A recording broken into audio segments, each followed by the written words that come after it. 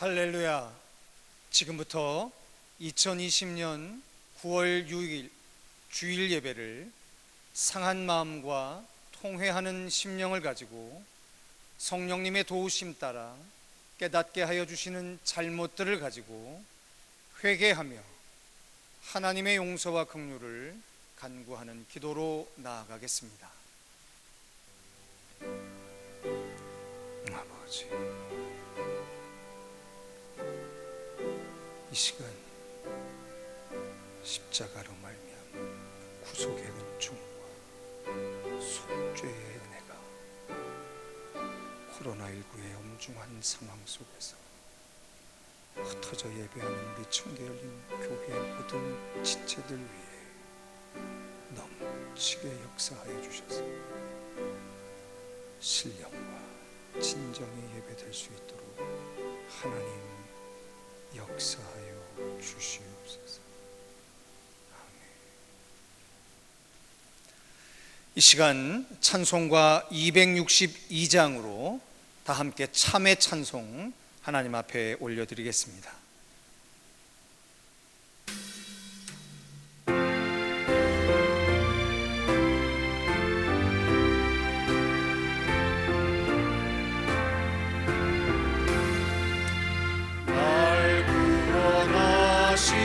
예수님 영원히 찬송하겠네.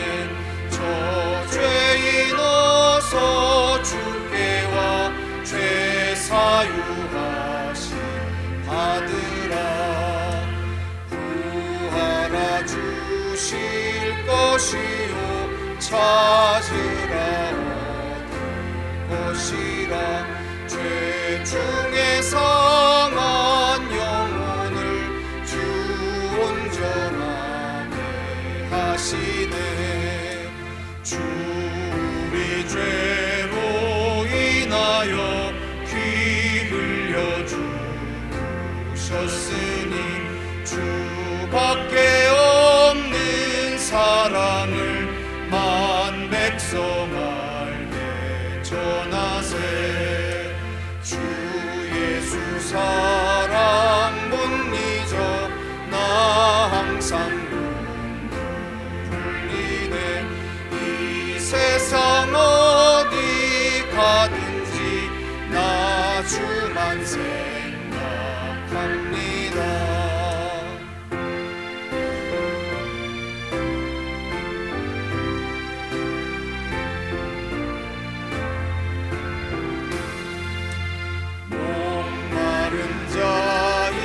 세매와 영생의 물을 마시라. 내 주를 사랑한데도 늘 맘에 부족하도다. 이 시간 우리 함께 기도하시도록 하겠습니다. 살아계셔서 지금 우리와 친밀히 동행하고 계시는 하나님, 코로나19 재유행이라는 엄중한 상황 속에서 우리 청계 열린 공동체가 여전히 예수 그리스도의 보혈의 공로로 야훼 하나님을 예배합니다. 우리가 드리는 이 예배가 신령과 진정의 예배가 될 수 있도록 성령 하나님께서 우리 각 사람을 도와주시옵소서. 하지만 우리는 삶으로 하나님을 예배하는 것에서 실패하였습니다. 우리의 삶이 세상으로 하여금 하나님을 찬송하게 하지도 못하였습니다. 오히려 하나님의 영광을 가렸습니다. 우리의 이 패역과 실패를 용서하여 주시옵소서. 부디 우리 각 사람이 세 번째 예루살렘으로 가는 길을 찾아 교회에 남겨진 십자가를 당당히 짊어지게 하여 주옵소서. 세상의 전염병을 소멸케 하여 주시고 우리 성도 각 사람을 불꽃 같은 눈동자로 지켜주시옵소서. 여전히 우리 성도들의 사업장과 직장이 세상을 균등케 하시는 하나님의 섭리가 성취되어지게 하시어 복의 근원된 자리가 되게 하여 주시옵소서. 비록 한 곳에 모여 예배하지 못하지만 하나님께서 흩으신 각자의 자리가 야곱의 베델이 되는 영광을 베풀어 주시옵소서. 온라인으로 우리의 마음을 모아 예배할 때 우리 공동체와 공동체 구성원 각자의 삶을 통해 하나님 홀로 영광 받으시기를 원하옵고 그리스도 예수의 이름으로 간절히 기도하였사옵나이다. 아멘. 아버지,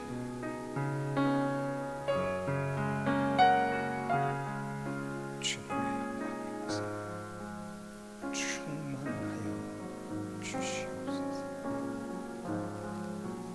아멘. 이 시간 찬송가 13장으로 삼위일체 하나님을 찬송하겠습니다.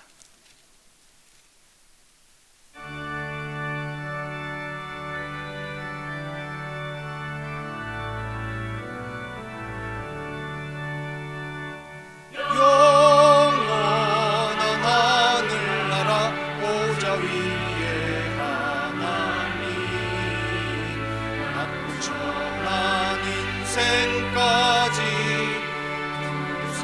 살펴주시고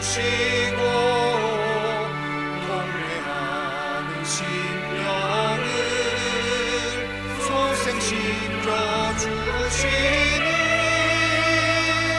찬양을 받으소서.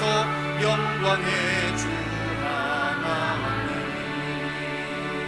사람 몸 입으시고 찾아오신 예수님 하늘 영광 버리시고 죄인들을 구하려 부끄러운 십자가 우릴 위해 지셨네. 영광을 받으소서. 구원의 주 예수님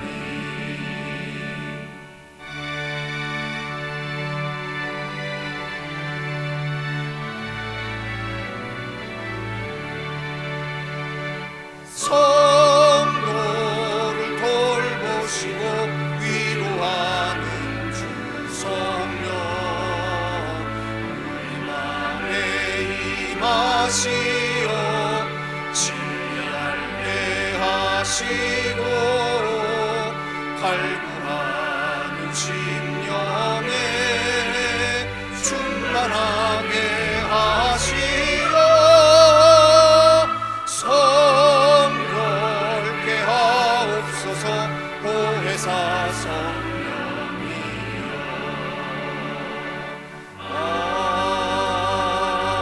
아멘. 이 시간 교독문 36번으로 다 함께 성시교독하시겠습니다.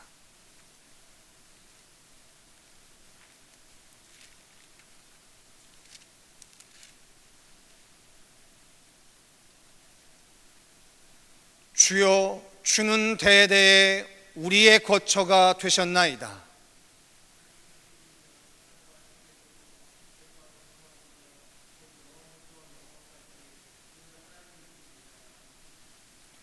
주께서 사람을 티끌로 돌아가게 하시고 말씀하시기를 너희 인생들은 돌아가라 하셨사오니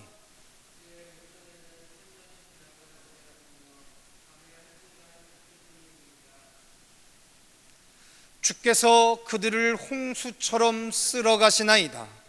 그들은 잠깐 자는 것 같으며 아침에 돋는 풀 같으니이다.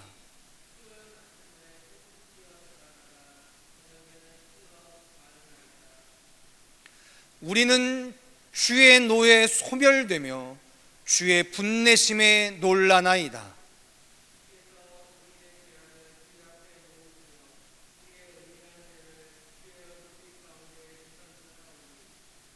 우리의 모든 날이 주의 분노 중에 지나가며 우리의 평생이 순식간에 다하였나이다.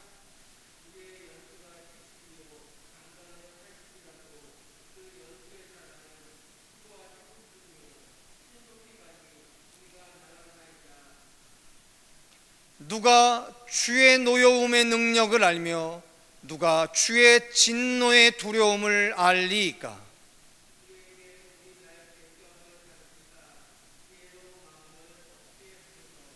아멘.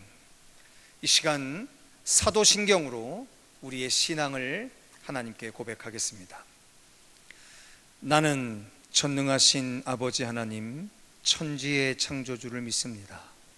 나는 그의 유일하신 아들 우리 주 예수 그리스도를 믿습니다. 그는 성령으로 잉태되어 동정녀 마리아에게서 나시고 본디오 빌라도에게 고난을 받아 십자가에 못 박혀 죽으시고 장사된 지 사흘 만에 죽은 자 가운데서 다시 살아나셨으며 하늘에 오르시어 전능하신 아버지 하나님 우편에 앉아 계시다가 거기로부터 살아있는 자와 죽은 자를 심판하러 오십니다.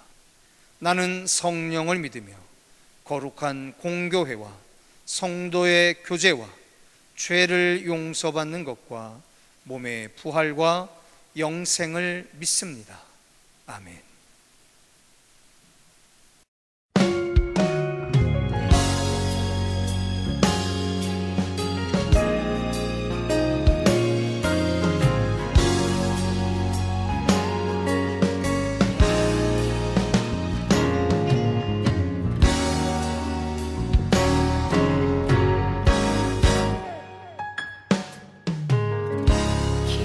어두운 터널을 홀로 지나는 삶 속에 끝을 알 수 없어 외롭고 원망이 일어날 때 내가 아는 모든 것이 미해지고 어두워 사람 만져지는 것조차 느껴지지 않네.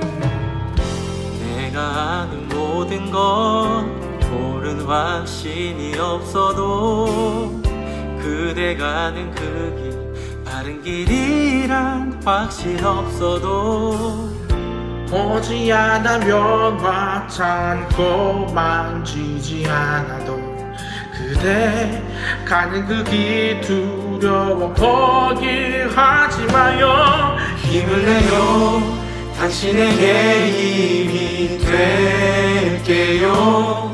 혼자 있는 듯해도 그게 아냐. 그대 곁에 항상 내가 있어 용기 내어 걸어가요 우리 함께.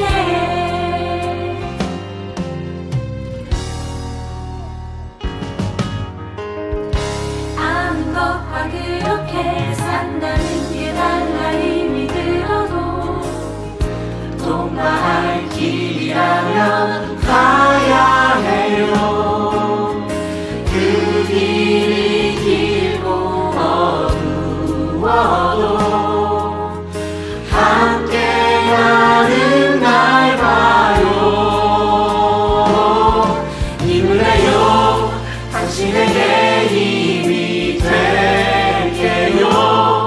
혼자 있는 듯해도 그게 아냐. 그대 곁에 항상 내가 있어 용기 내어 걸어가요 우리 함께.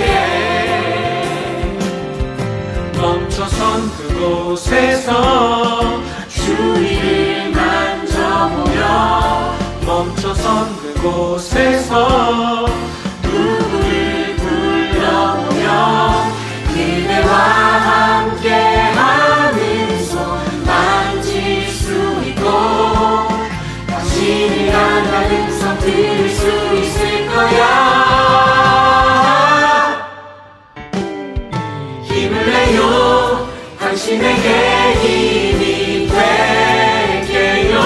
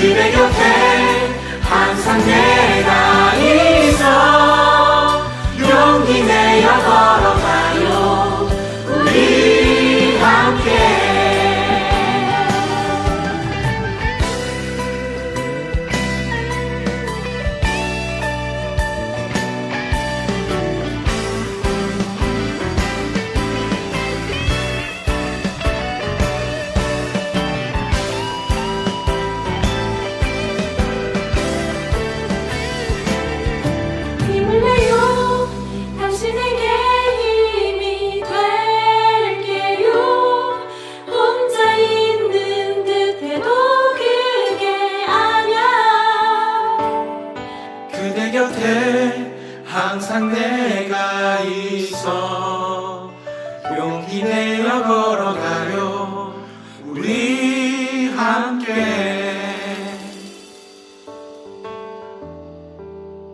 용기 내어 걸어가요. 우리 함께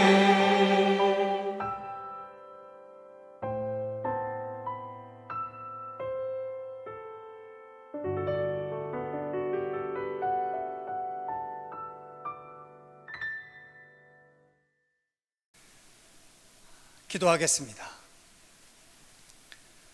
갈 바를 알지 못하고 헤매는 세월의 혼돈 속에서도 우리 청계 열린 공동체는 오늘 이곳에서 살아계신 하나님을 예배합니다. 우리가 드리는 예배가 신령과 진정의 예배가 될 수 있도록 성령 하나님께서 우리 각 사람을 도와주시옵소서. 더불어 주님의 마지막 명령을 따라 예수를 말하고 예수를 말하게 하라는 시대적 사명을 품고 흩어져 복음을 전하는 교회가 되게 하시어서 교회가 든든히 서가고 수가 더 많아지는 교회가 될 수 있기를 그리스도 예수의 이름으로 간절히 기원하옵나이다. 아멘. 이 시간 오늘 하나님께서 우리에게 주신 은혜의 말씀 함께 봉독하는 시간 갖도록 하겠습니다. 사도행전 19장 21절의 말씀입니다. 사도행전 19장 21절의 말씀을 소지하신 성경과 앞에 화면을 참조하셔서 우리 한 목소리로 합독하여 봉독하겠습니다. 함께 읽겠습니다. 시작.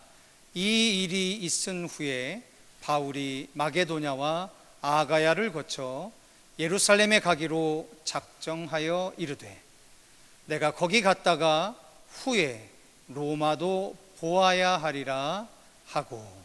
아멘. 할렐루야. 오늘도 온라인으로 사랑하는 우리 성도들을 문안하게 됩니다. 코로나19라고 하는 엄중한 상황 속에서 우리 성도들 잘 계시는지 모르겠습니다. 아마도 분명한 것은 우리 살아계신 하나님께서 이 시국 속에서도 우리 성도들이 계신 곳곳마다 주께서 함께 동행해 주시고 계심을 믿습니다. 그 동행해 주고 계시는 하나님 때문에 우리는 반드시 승리하게 될 것 또한 믿습니다. 저는 오늘 사도행전 19장 21절의 말씀을 본문으로 세 번째 예루살렘 길이 있는 인생이라는 제목을 가지고 여러분들과 말씀을 좀 나누려고 합니다. 사실은 이 세 번째 예루살렘 길이 있는 인생이라고 하는 이 제목은 제가 개인적으로 수요 밤예배 가운데 지난 한 6, 7년간 사도행전 강해 설교를 진행해 오는 과정 속에서 요사이 이제 끝으로 이르면서 붙이게 된 제목입니다. 그런데 이 제목을 저에게 생각나게 하실 때 제가 느꼈던 감동이 있어서 수요 밤예배 때도 한번 온라인으로 여러분들과 나눴지만 오늘 주일의 예배 가운데 다시 한번 우리 성도들과 이 말씀을 나누고 싶어서 이 말씀을 들고 섰죠. 사실 그때는 음모를 섭리로 바꾸어 버리는 인생이라고 하는 제목의 부제로 세 번째 예루살렘 길이 있는 인생이라고 말씀을 나눴는데 오늘은 그것을 바꿨습니다. 세 번째 예루살렘 길이 있는 인생, 이것을 큰 제목으로 삼고 바로 부제는 음모를 섭리로 바꾸어 버리는 인생, 이렇게 바꾸어서 말씀을 좀 나눌까 합니다. 성도 여러분, 저는 개인적으로 역사에 대한 관심을 많이 갖고 있습니다. 그런데 근자에 서울대학교의 국사학과 교수이신 권호용 교수가 역사에 대한 이야기를 이렇게 이야기하시는 인터뷰를 보게 됐습니다. 그분이 스스로 우리에게 질문을 던져줍니다. 우리가 역사를 왜 공부하느냐? 참 어려운 질문이죠. 그런데 이 질문에 대한, 이 어렵고 심오한 질문에 대한 답변을 비교적 간단하게 이렇게 설명하시더라고요. 이상한 짓을 하지 않기 위해서이다, 이렇게 말입니다.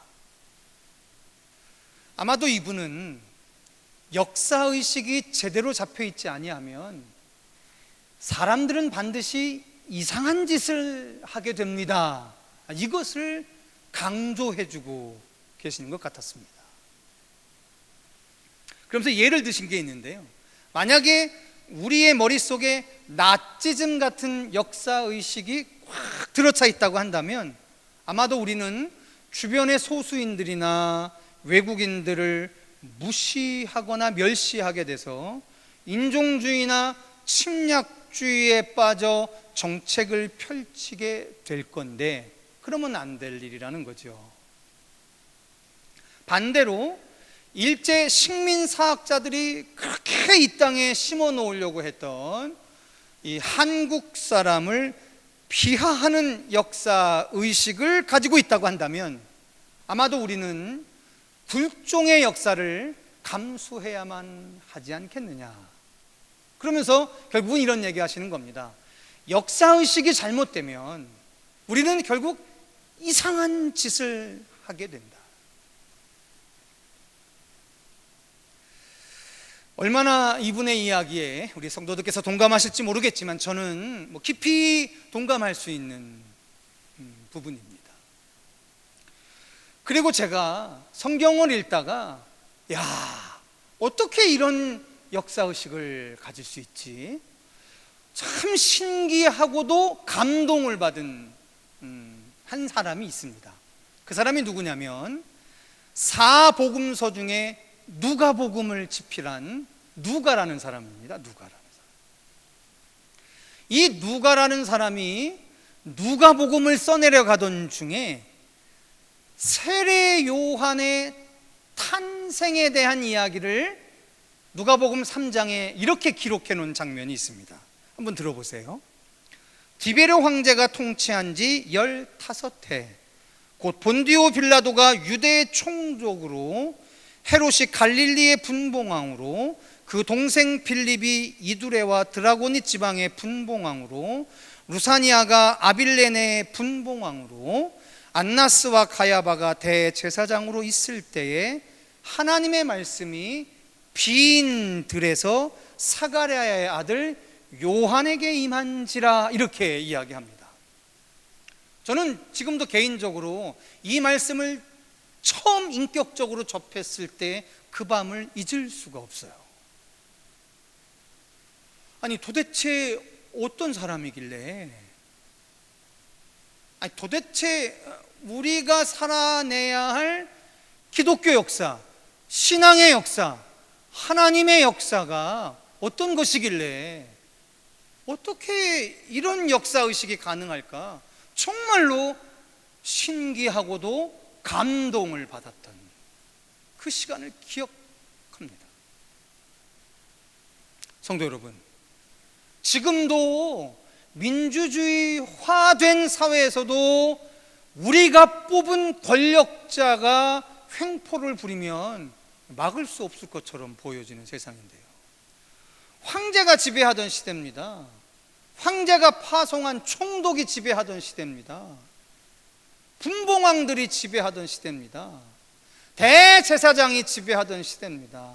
그런데 그러한 시대에 역사의 주인을 보이지도 않는 하나님의 말씀이라고 딱 특정을 하고, 그 보이지 않는 역사의 최고의 주인공인 하나님의 말씀이 아무것도 없는 빈들에 있는 세례 요한에게 임했다, 이렇게 역사의식을 갖고 있다라고 하는 것은 이건 보통 놀라운 일이 아니죠.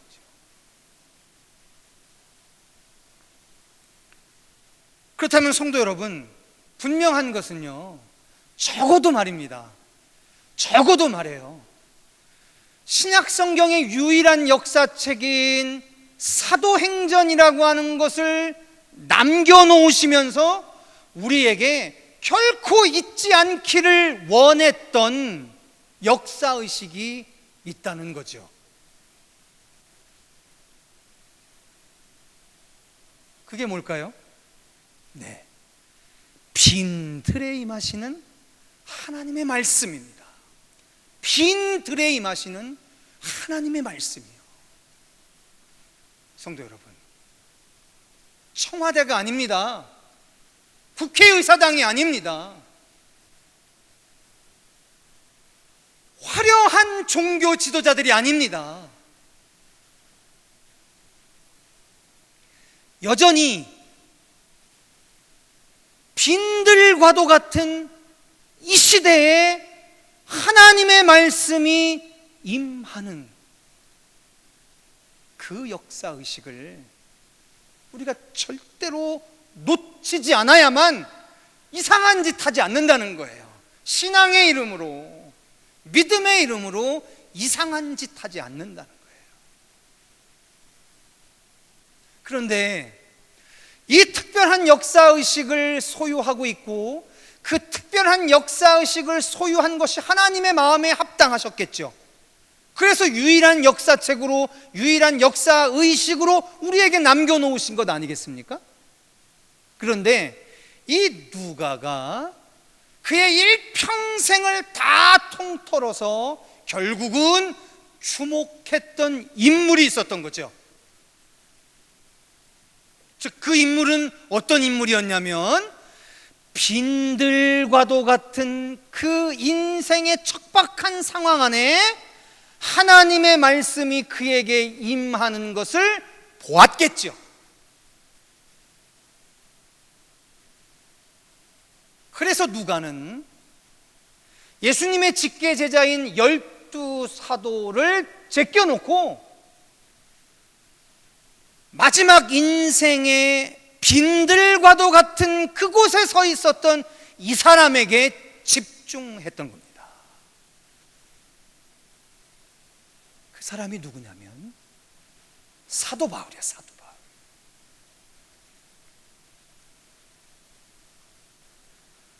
성도 여러분, 의도했던 의도하지 않았던 사도 바울의 이 생애가 기가 막힌 거였었어요. 하나님의 말씀이 영원토록 깃들 수 있는 삶이었던 거예요. 그런데 그 삶을 누가가 표현하진 않았지만 누가가 남겨놓은 사도행전 안에는 이렇게 얘기해주고 있는 겁니다. 자, 저를 따라 한번 해보실까요? 세 번째 예루살렘 길이 있는 인생, 이렇게 말해요. 자, 한번 해보십시오. 세 번째 예루살렘 길이 있는 인생 말입니다. 그렇습니다. 성도 여러분, 사도 바울에게만 유독 도드라지는 삶이 있었어요. 근데 그 사도 바울에게만 유독 도드라지는 삶인 세 번째 예루살렘으로 가는 길에 있는 인생이 누구의 인생과 똑같았었냐면 예수님의 인생과 똑같았던 거죠. 예수님이 이 땅에서 살아내셨던 그 인생에서만 비춰졌던 그것이 있었어요. 그게 뭐냐면 그분에게만 세 번째 예루살렘 행길이 있는 인생이 있었어요. 그런데 누가복음과 사도행전의 전 역사책을 통해서 누가가 쭉 여러 가지 인물들을 집필하다가요, 그 집필이 끝나가는 그 마지막 종착적 점쯤에 그 세 번째 예루살렘 행길이 있는 인생으로 사도 바울을 주목했던 겁니다. 사도 바울을요.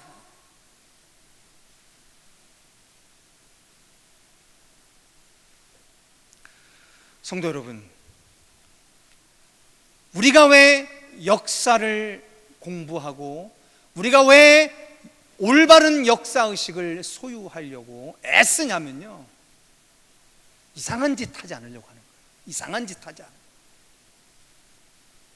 그럼 여러분, 이건 뭐랑 일맥상통하냐면요, 만일 우리가 하나님의 역사에 대한 잘못된 역사의식을 갖고 있으면요, 신앙의 이름으로 이상한 짓 한다니까요. 믿음의 이름으로 이상한 짓 한다니까요. 이거 하지 않기 위해서 오늘 우리는 세 번째 예루살렘 길이 있는 인생을 살아냈던 사도 바울의 인생에 주목하고자 하는 겁니다. 아무리 세월이 바뀌고 아무리 시대가 오래 있어도 우리의 모든 것을 이 세 번째 예루살렘 길이 있는 인생에 비추어 보자는 거예요.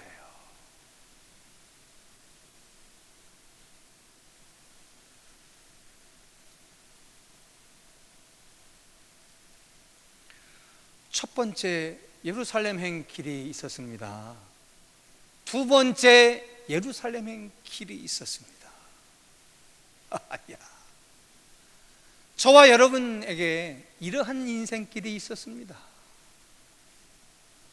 굳이 이야기하자면 첫 번째 예루살렘행 길 같은 인생이요, 네, 하나님의 첫사랑 경험하고요, 예수 그리스도의 십자가로 말미암는 구원을 접하고서요, 우리 그렇게 기뻤습니다. 우리 그렇게 감격했습니다. 우리 그렇게 울고 다녔습니다.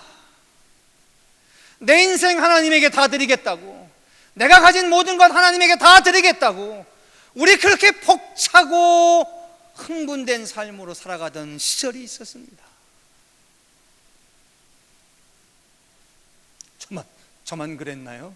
여러분, 그런 세월 없으셨나요?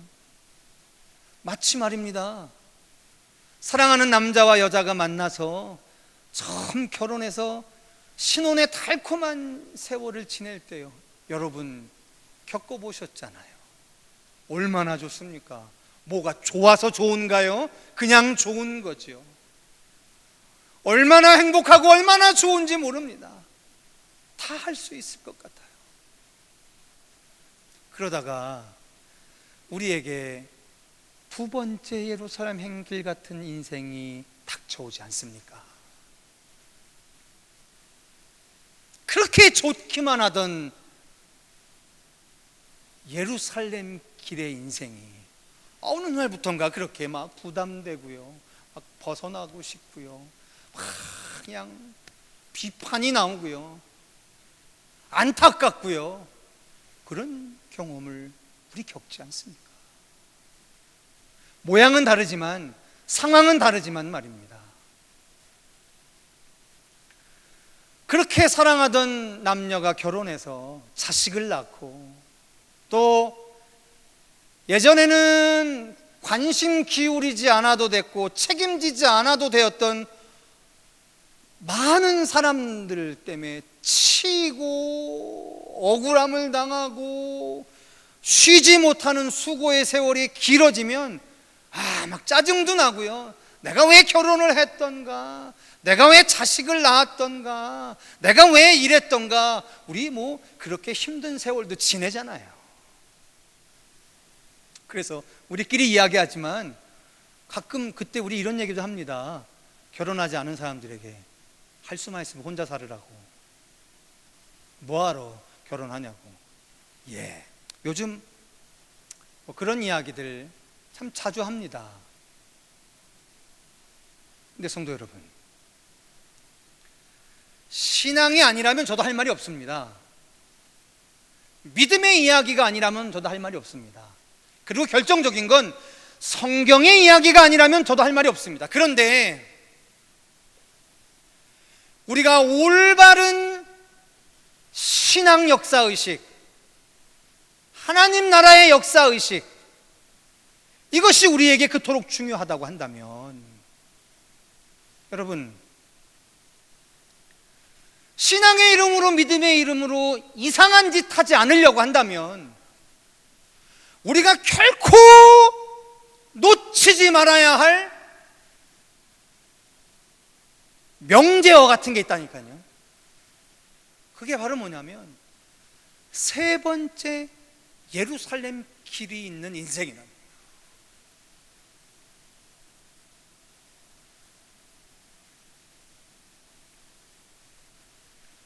예수님의 세 번째 예루살렘 길은 사도 바울이 걸어간 세 번째 예루살렘 길과 비슷했습니다. 주변의 사람들이 만류하는 길이었었습니다. 주변의 사람들이 두렵고 떨리게 하는 길이었었습니다. 심지어 수많은 사람들이 덫을 놓아 올무를 놓아 예수님과 사도 바울을 잡아서 죽이려고 하는 음모가 있었던 길입니다. 심각합니다. 근데 더 심각한 것은 그 내용을 알고 있다는 거죠. 예수님 아셨습니다. 사도 바울 알고 있었습니다. 그런데 예수님이나 사도 바울이나 그들의 인생의 마지막 끝지점을 세 번째 예루살렘 길에 놓고 있다라고 하는 거예요.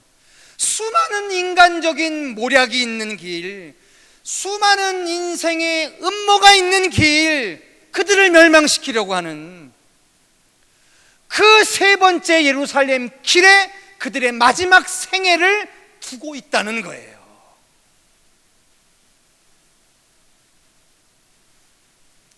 그 인생길을 오늘 유일한 신약의 역사책인 사도행전이 끝으로 가면서 우리에게 영원히 잊지 말라고 남겨놓으신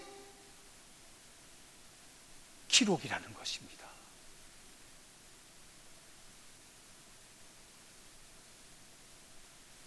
성도 여러분, 어느 날 부활하신 주님이 갈릴리 바닷가에 나타나셨잖아요.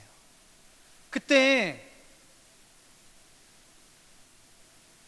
세 번의 예수님의 부인을 했던 베드로에게 이런 말씀하세요.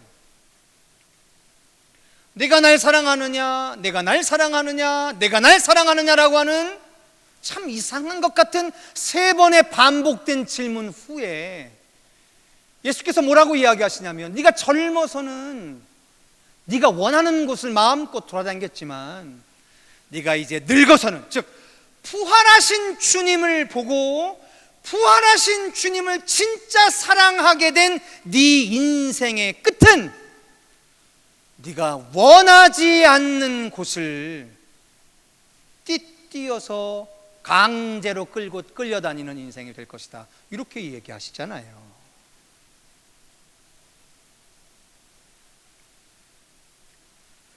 오늘 우리의 인생의 끝이 어디여야 하느냐는 겁니다.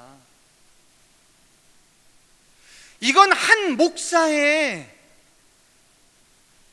성도들을 올감이 매려고 하는 잘못된 신념이 아니고요, 우리가 결코 부인할 수 없는 성경의 주님의 이야기인 겁니다.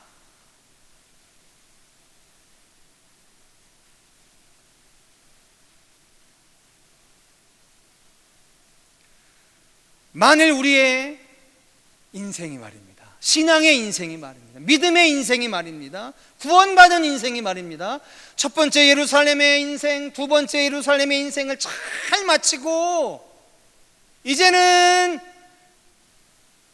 남겨진 인생은 내 멋대로 살겠다, 내가 원하는 대로 가겠다, 만일 이렇게 결론 짓고 살아간다고 한다면, 성도 여러분, 우리는 어쩌면 이상한 짓을 하며 신앙을 마무리할 수도 있습니다.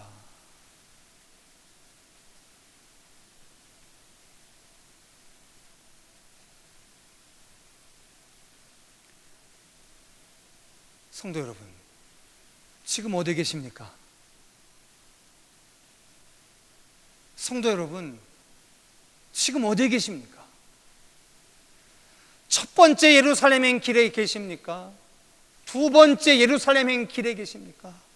아니면 오늘 하나님의 전 역사가 주목해 하신 사도 바울의 인생의 끝처럼 세 번째 예루살렘행 길에 계십니까?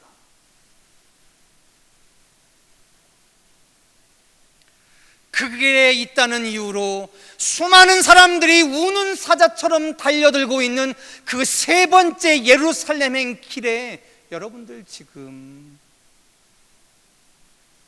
서 있으십니까?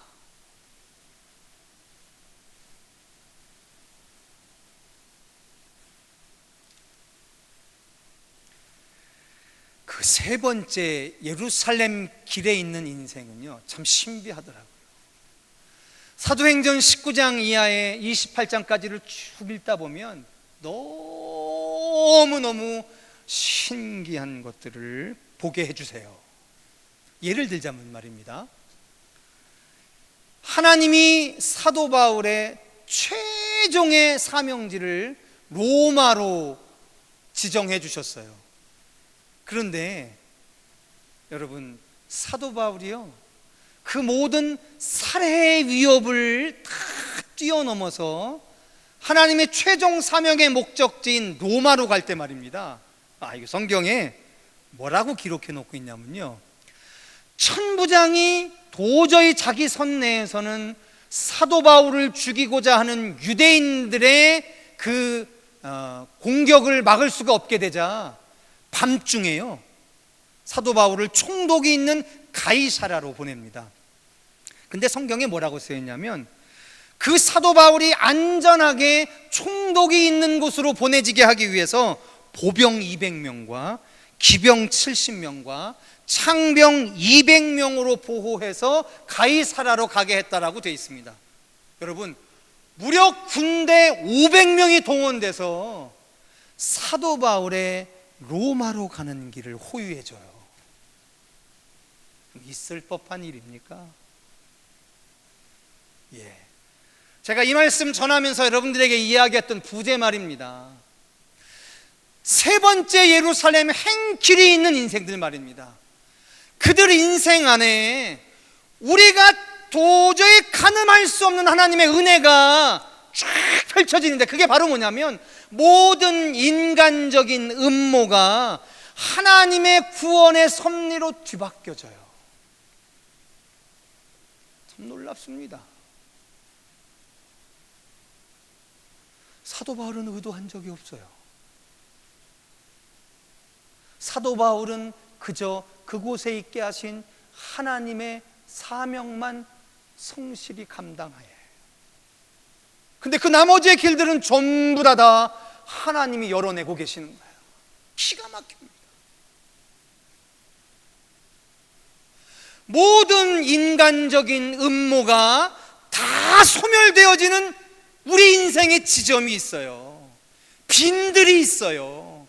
그게 어디냐면 세 번째 예루살렘 길 위라는 겁니다.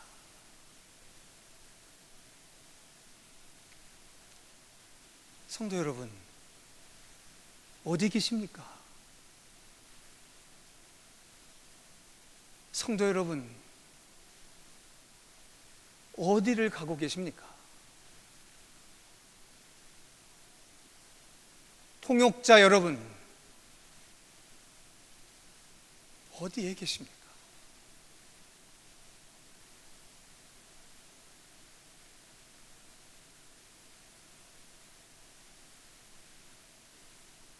이 시대의 세 번째 예루살렘,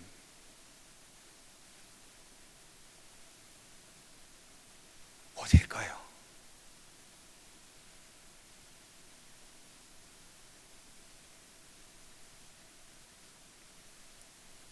모두가 염려하고, 모두가 걱정하고, 모두가 외면하고, 모두가 손가락질을 하는 것 같은 그 세 번째 예루살렘 길이 어디신가요?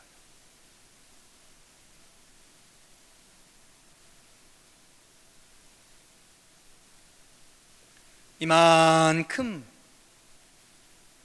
믿음의 삶을 살아왔으면 됐지 싶은데, 또다시 여러분들을 자유치 못하게 하는, 여러분들의 심령의 중심을 붙잡고 있는 그 세 번째 예루살렘의 그 길이 어딜까요?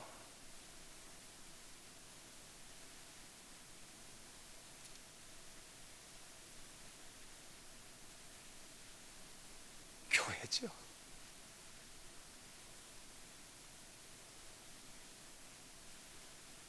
교회입니다. 왜냐하면 예수 그리스도의 십자가 사역 이후에 사도 바울에 의해서 재해석되어진 우리가 살아가는 시대에 대한 해석이 뭐냐면, 하나님의 무한하신 영광이 예수 그리스도와 교회 위에 영원하기를.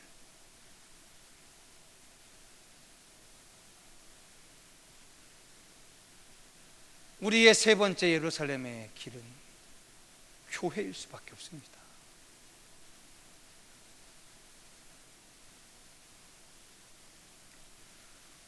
오늘 우리에게 맡겨진 이 교회를 지키는 사명을, 교회를 영광되게 하는 사명을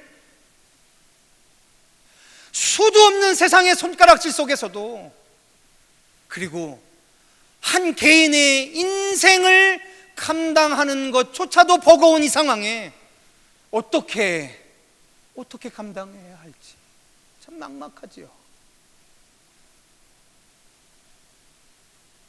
그런데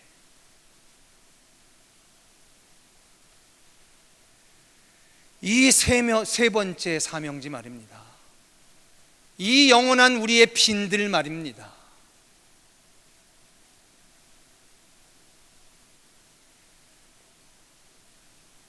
온갖 세상의 음모가 하나님의 섭리로 뒤바뀌어질 수 있는 그곳 말입니다.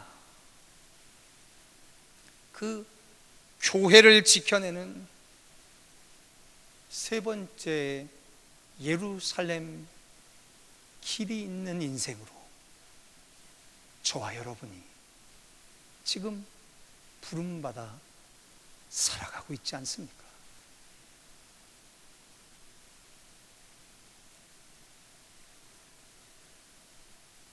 사랑하는 성도 여러분,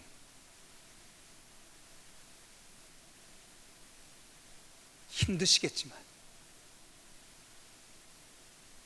억울하시겠지만, 할 말 많으시겠지만, 오늘 우리 인생 가운데 주어진 그 영원한 빈들 말이에요. 세 번째 예루살렘 길 말이에요.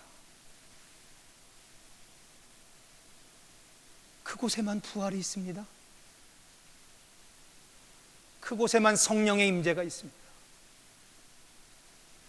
그 세 번째 예루살렘 길, 골고다 십자가의 길, 거기에 죽음 뒤에 부활이 있었고, 오순절 마가의 다락방에 임했던 성령의 임재가 있었던 것처럼 말입니다.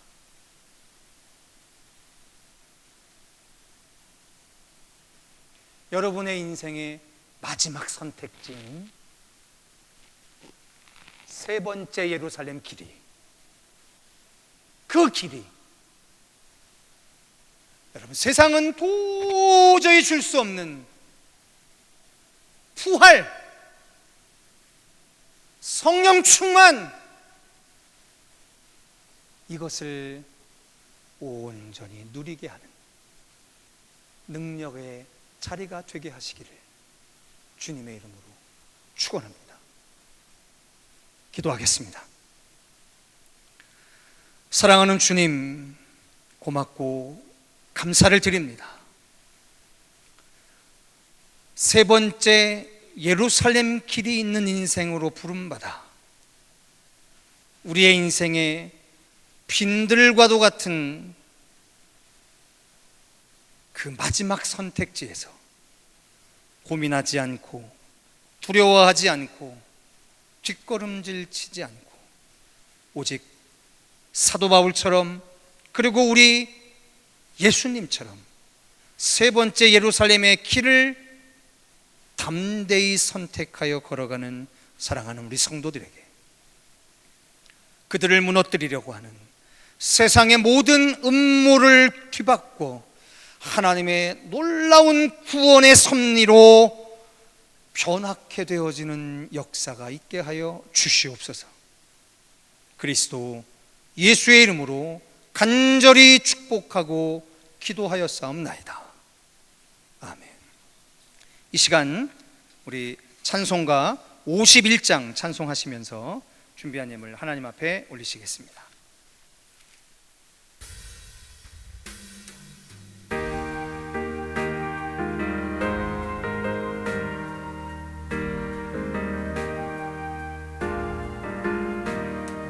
주님 주신 거룩한 날 기쁨으로 주 앞에 와 기도하고 찬양하며 주께 경배 드립니다.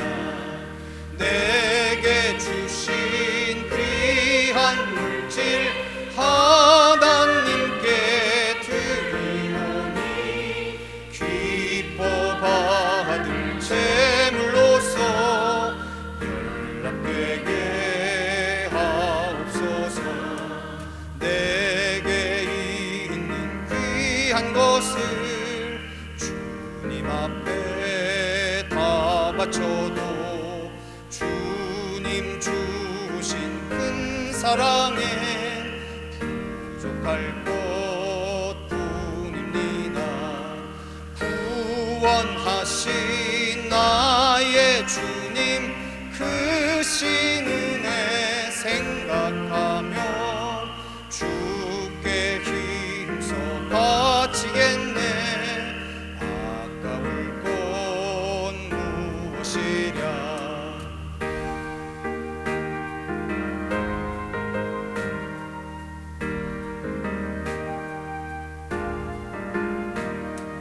내가 받은 모든 것은 하나님의 선물이니 마음과 뜻 다하여서 겸손하게 드립니다. 주님 기뻐 받으시니 바치는 날 고개 큰 하나님께 영원토록 감사하리. 아멘. 드려진 예물을 위해서 기도하겠습니다. 하나님, 오늘 우리가 드리는 예물을 받아 주시옵소서. 우리가 하나님께 온전함과 풍성함으로 드릴 수 있는 모든 상황을 우리가 살아갈 일생과 우리로부터 계속될 천대의 자녀들의 생애까지 영원토록 베풀어 주시옵소서. 우리를 부르실 때 언약하셨던 것처럼 꾸어줄지언정 꾸임당하지 않는 인생으로 축복하여 주시옵소서. 특별히 어떠한 상황 속에서도 세상을 균등케 하시려는 하나님의 섭리를 온전히 성취해내는 통로로 우리 각 사람의 인생을 사용하여 주시옵소서. 하나님의 풍성을 세상에 흘려보내기에 부족함 없는 우리 성도들, 우리 교회 될 수 있도록 항상 간섭하여 주시옵소서. 흩어져 온라인으로 헌금하는 우리 성도들의 모든 손길들을 한량없는 하나님의 풍성으로 축복하여 주시기를 그리스도 예수의 이름으로 간절히 기도하옵나이다. 아멘. 할렐루야. 여러분들께서 온라인으로 그렇게 하나님 앞에 드리신 예물 가운데 하나님의 기뻐하심과 또한 축복하심이 넘치게 될 것을 믿습니다. 교회 소식 잠깐 전하겠습니다. 우리 청계열린교회가 오늘로서 3주째 온라인으로 예배를 진행하고 있습니다. 정부에서 진행하고 있는 집합 금지 명령의 연장 때문에 이번 주 그리고 아마도 다음 주까지는 우리가 온라인으로 예배해야 할 것 같습니다. 우리 성도들께서 여러 가지로 갈급하시고 그리고 답답하심이 있으시겠지만 정부의 방역 방침에 함께 동역한다라고 하는 마음으로 이 일들을 잘 이해해 주시고 감당해 주시면 감사하겠습니다.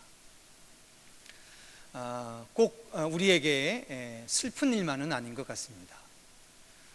우리 교회가 이러한 상황 속에서 앞으로는 우리 수요 밤 예배나 금요 성령 기도회나 주일의 예배나 심지어 새벽 기도나 유치부, 유초등부, 중고등부 그리고 청년회의 예배나 혹은 모임 또한 우리가 오프라인 예배가 대면 예배가 재개된 상황에서도 계속해서 이 온라인 예배의 영상들이 유튜브로 혹은 다른 매체를 통해서 계속해서 게재될 수 있을 것 같습니다.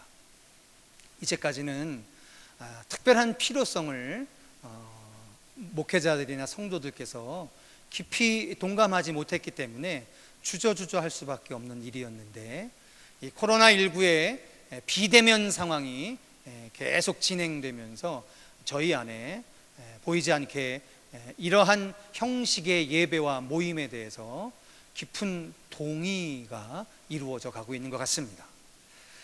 우리 목회자들이 지난 한 주간 동영상으로 이 예배를 녹화하고 다시 살펴보고 또 다시 개선하고 하는 과정 속에서 저희 목회자의 차원에서는 그런 희망을 좀 가져보게 됐습니다.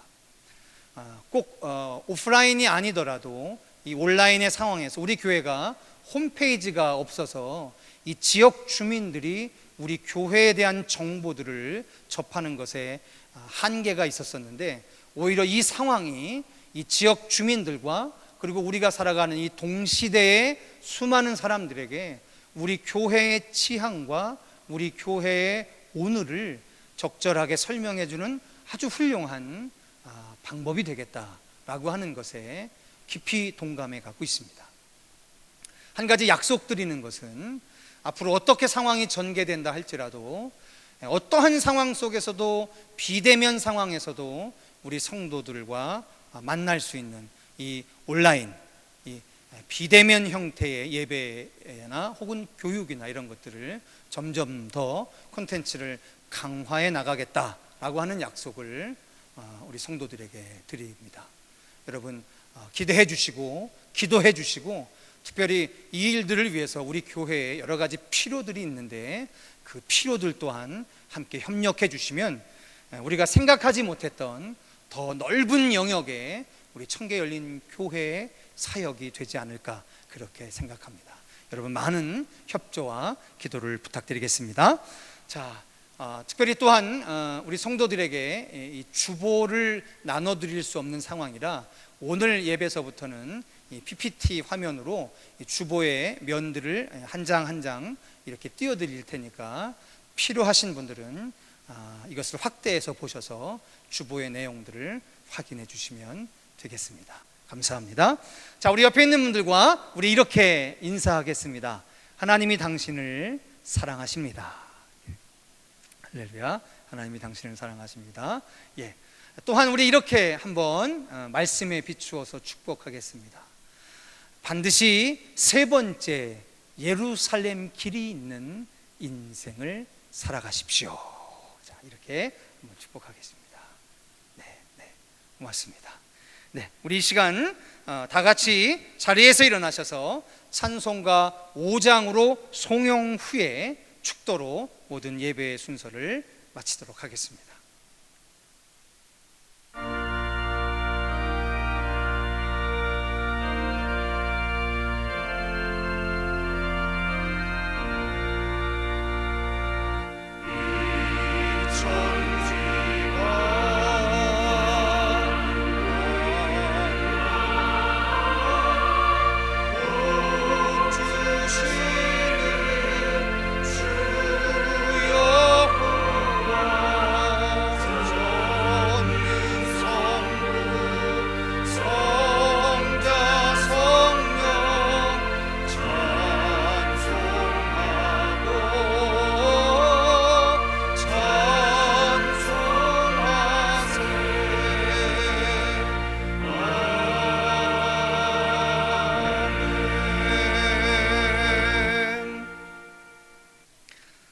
지금은 우리 구주 예수 그리스도의 은혜와 무한하신 하나님의 사랑, 그리고 성령 하나님의 교통 충만하심이 시대적 재난과 환난 속에서도 우리 각자의 인생 가운데 예비해 놓으신 세 번째 예루살렘 길로 걸어가는 성도들 위해 이제로부터 영원토록 함께하여 주시기를 간절히 축원하옵나이다. 아멘.